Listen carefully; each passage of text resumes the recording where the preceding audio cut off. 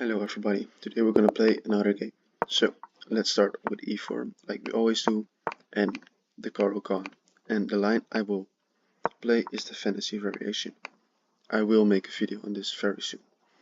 So, if he takes takes, we get 2 pawns in the center, and the f file will be open for an attack in the future. So, there are like 2 main lines. There is the e6 variation, and there is the take variation. After we take back, they strike back in the center with this move. And if we then take, we get 2 isolated pawns, and he trades our queens, and we can't castle anymore. He's taking a long time, so let's see what he will play. He plays this move, c4. I've never seen this move, so that means it's a mistake, but I don't really know how to punish it. I can simply play this move c4, because if I take, I can maybe even take here, because then he has to recapture with the queen, but then we cannot develop the knight, because he can just simply take this pawn. So I'm thinking of just playing this move c3, solidifying the center, because if they take, we're just better. Also we open up a queen path for the queen, to attack the king maybe in the future on this diagonal. Not right now, because he just has the bishop and the knight. Now he's putting more pressure to the center, but it doesn't really matter. We can maybe even close up, but this is also a move, or maybe even pin the knight. I like this move to pin the knight to the king, and if he attacks us, we can drop back this way or this way. I like this way, because now we force this move, making a bunch of weaknesses over here.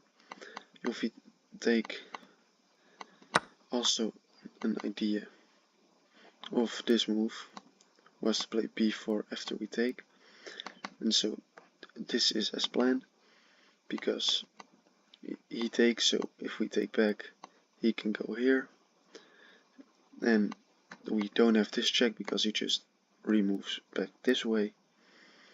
So that is why we don't take back, but we just develop the knight, getting ready to castle. And after take, we take with our knight, and now we have 3 pieces developed, and he has just 1. He pushes forward. I mean, we can just jump in with our knight. Seems like a very logical move. And then he can play this move, chasing our knight. So maybe we can go this way, trying to get in over there. But after this move he can play b5. We have to go here and he attacks us anyway. So I like moving to the center and then moving like this. So let's see what he will play. Also, this is now an idea to threaten this, so that is why he has to play this move in this position. Let's see if he finds it. I think he will. It's a very logical move. But there's also just the move to develop the knight. But he plays this move, solidifying the center, which is maybe alright, but now we got a very strong knight. So I'm thinking of developing, but the queen is here, of course, so if he takes, we do get this fork, but our knight will be kind of stranded on that side, so we can just play the easy move, or we can just castle. And now he attacks our knight. We can defend it, but the queen we shouldn't do, because then we pin ourselves, but we do attack this pawn. So I kinda like this, but I don't know if it is good for sure. Because after we play this move, he can put even more pressure. Then we take, so he can put more pressure, so he has to defend the pawn. And then we can maybe just get in with the queen. So I like this move, attacking the pawn. Might seem weird, pinning ourselves. This also doesn't work because we just have check.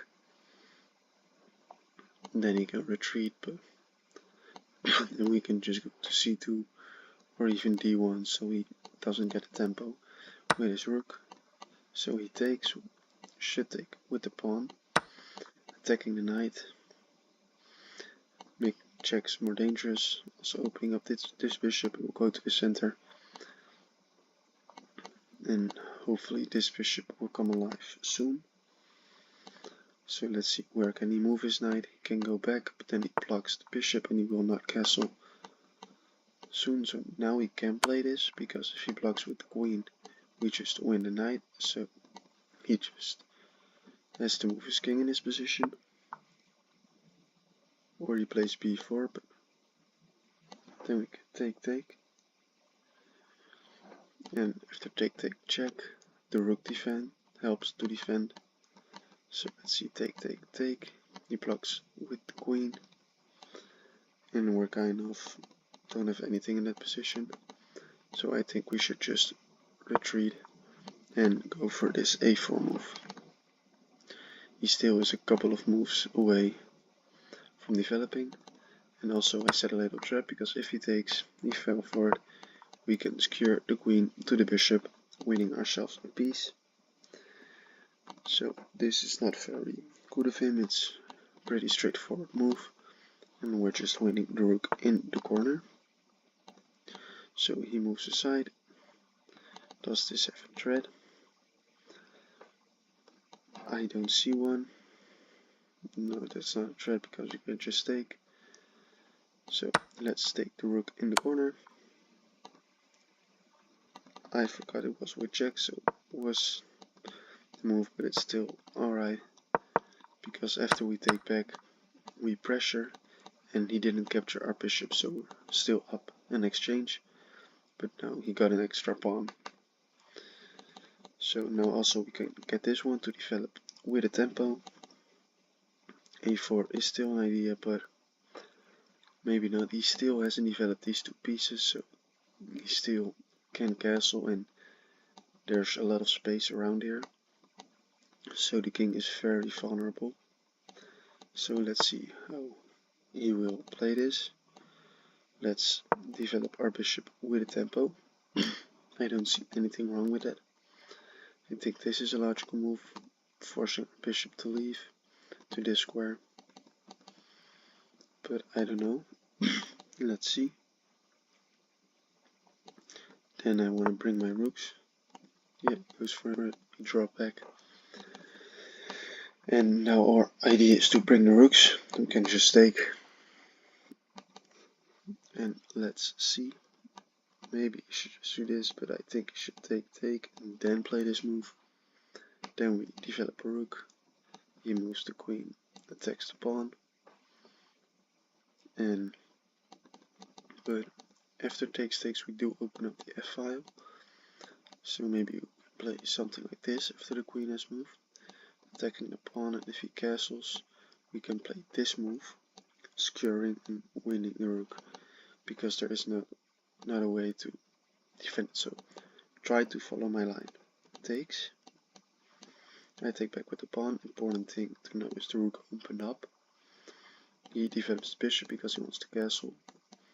I attack the queen, and he either moves the queen or he blocks, but if he blocks, we pin the knight to the queen, winning the knight.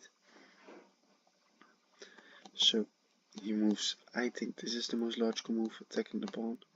Then we go here, because this pawn, okay, he doesn't take the bishop. So now it doesn't work, but we still are going to develop our rook with a tempo. I'm sorry. And let's see what he goes for right now. He centralizes. We can bring the other rook, maybe. Or we can go for like a queen move, attacking the knight.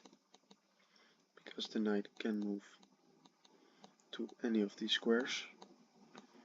It can move here, but yeah, it can actually move here, and that's a very nice move.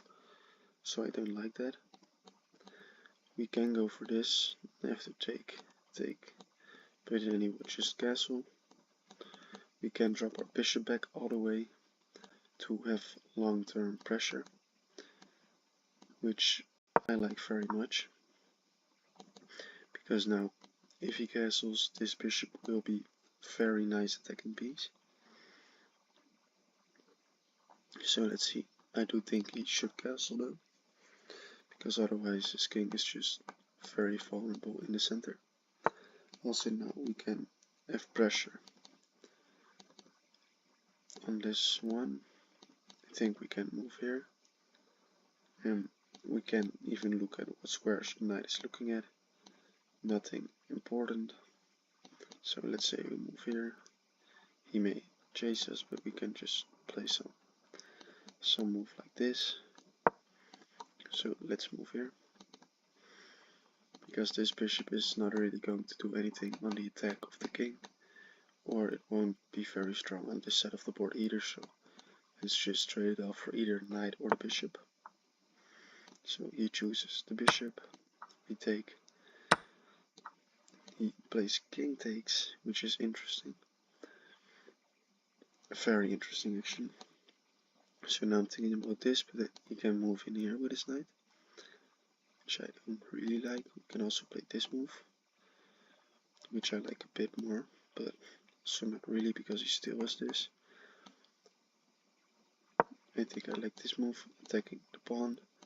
We're not stopping this, but just a simple queen move will give a threat on the knight, because then we get 2 knights for the rook. So let's see, I think he will bring his rook to the game. Then we can play this maybe. He will probably jump in.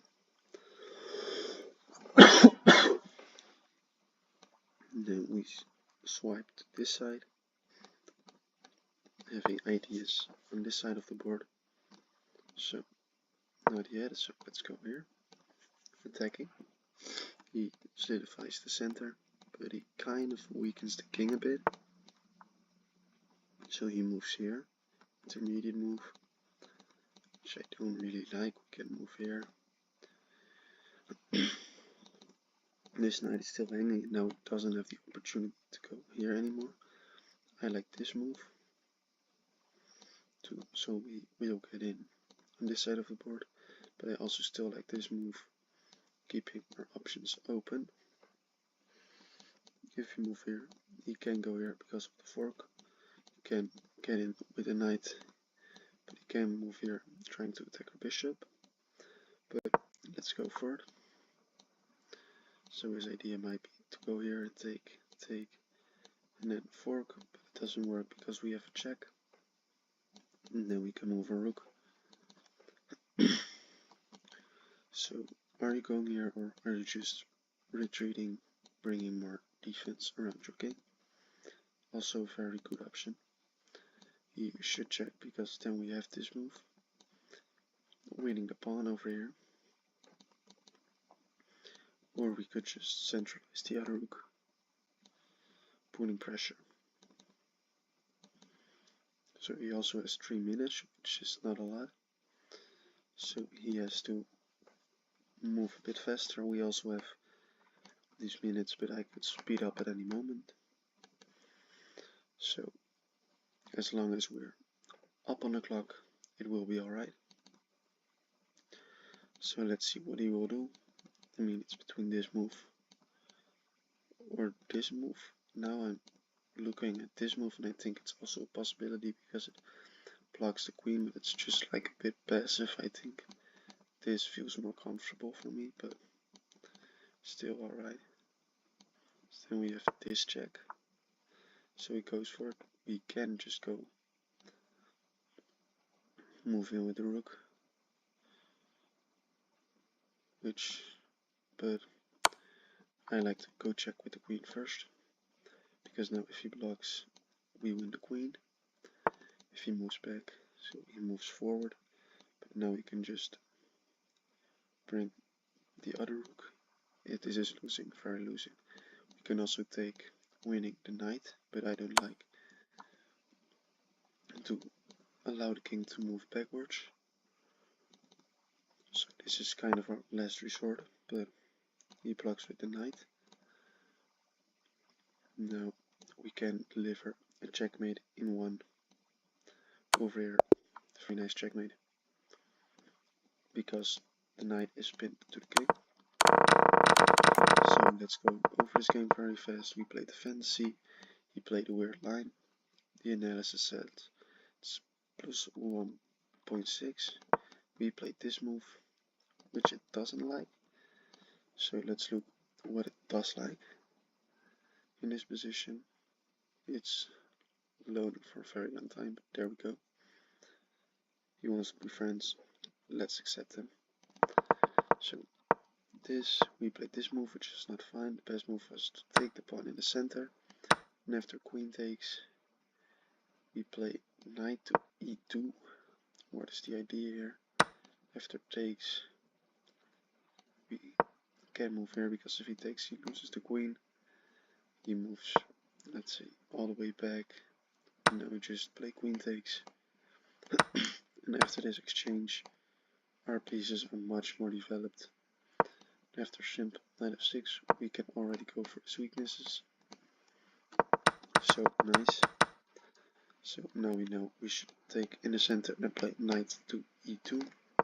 But let's follow the game. Everything right? Yeah. My idea was to just gambit the pawn, but maybe we shouldn't have done it because we were a bit worse. But after this move, I felt like our development would pay off. We castled, and here we played this move queen b3, which the computer doesn't really like. It likes f4 a lot. Because the king is still in the center, we should open up the center, get our rooks active, the queen in, maybe this side, and just go straight for the king. But I like this move because we were attacking. He took. Best move is to take with the pawn. Knight, jack, b4. I missed. I don't know how I missed it, but I did. We had to go back. He took the pawn and he lost in exchange. He did win a knight back, but it wasn't enough. We're +3. We just retreated, and this was pretty easy. Played this, which was weird, and now we just got in with checkmate. Thank you for watching. Play the fantasy. Subscribe. See you later.